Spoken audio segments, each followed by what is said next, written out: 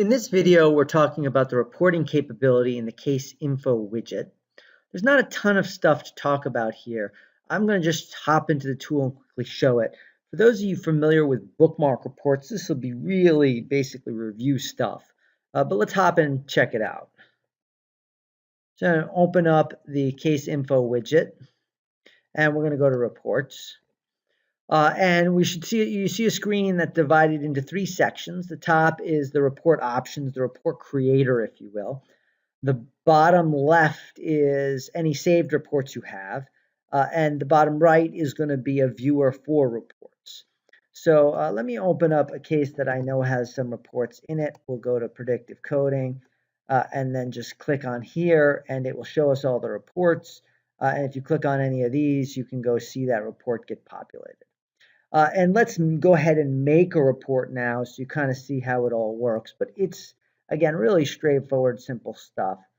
So let's just give it a name, and we'll go video demo 3. I'm pretty sure we already have a video demo 1 and 2. Yeah, video demo 2 at least. So we'll just go 3. It'll work out fine. Report type, PDF or docx. If you want to be able to view it here, it has to be PDF. I always do PDF anyway. I think it's better, but do what you want. Grouping. Do you want to group by case or by attribute? If you are only running a single case report, as we are here, it really doesn't matter what you choose. Because in the end, it's just going to be attribute because there's only one case anyway. But if you're running on multiple cases, it will dictate whether or not, let me go to the table of contents here and show you, whether or not you're grouping by case, as we are here. So you'd have case 1, case 2, or whether or not you're grouping by these categories. And then within this, you'll have case 1, case 2. So just, depending on how you have it, how you want it, just select the appropriate option. Then your title page, you can, give it any title. We'll call it video demo. And organization, we'll do access data. And author, we'll do Tim. And then date, this is actually a text field, so you can type anything you want.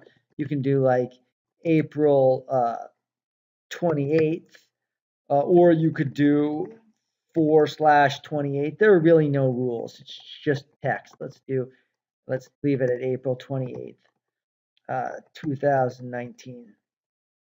And then you can select these. It'll select all the subgroups, or you can choose you can choose to omit any of them, however you want to do it. But that's it. And then you just click here and go run, and it will say it's going to run the report. I'm on the server, so it pops up a PDF right here.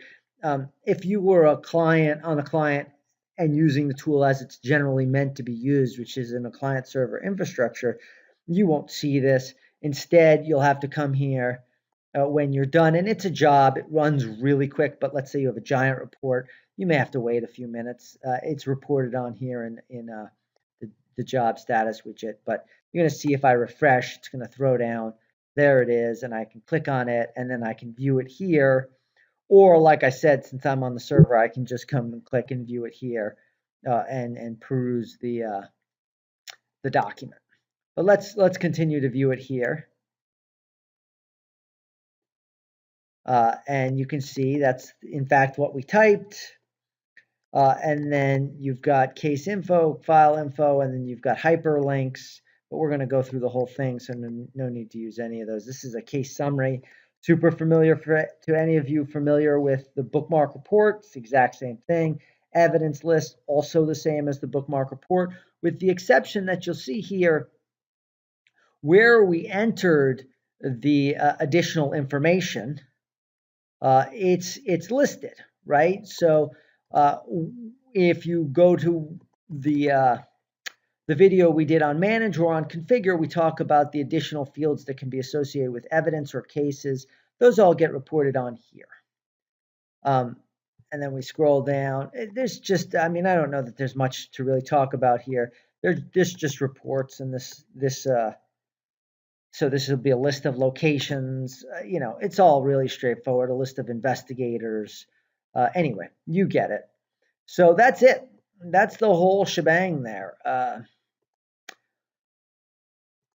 Yeah, not much to it. Hopefully that's pretty straightforward and you're successful using it. And as always, any questions, go ahead and post them on the message board. I look forward to talking to you and hope this was useful.